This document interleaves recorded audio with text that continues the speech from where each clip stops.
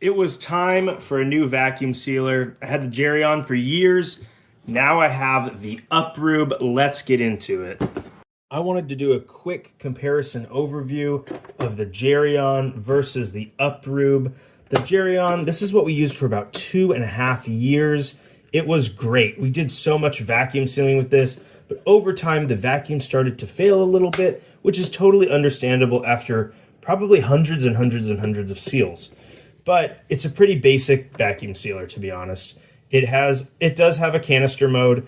It does have, your standard vac seal, gentle and normal cycle, moist and dry, and a seal.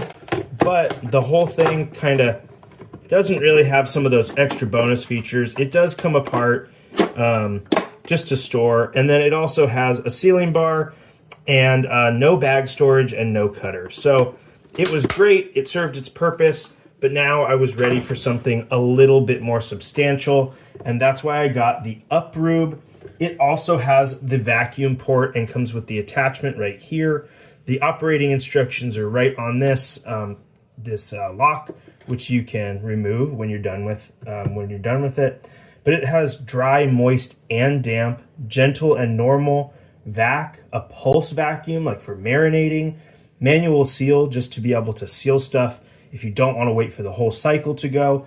And then it does have some indicator lights if it's overheating, if it's full of water, or if the heat hasn't dissipated. So let's get into it. This one has a nice, robust locking mechanism. It also has bag storage, and it came with this roll of bags, which I thought was a really nice touch. You just pull the bags through the bottom here, and then when you're ready to cut, you just slide the cutter across. It's nice and smooth, just like that. And then you just place it right on the sealing bar, close this, lock it, and seal. So while that's going, it does take a tiny bit longer than the more basic version, but that's because, first off, it's heating up for the first time. And second, I think that just makes sure that you get a really quality seal.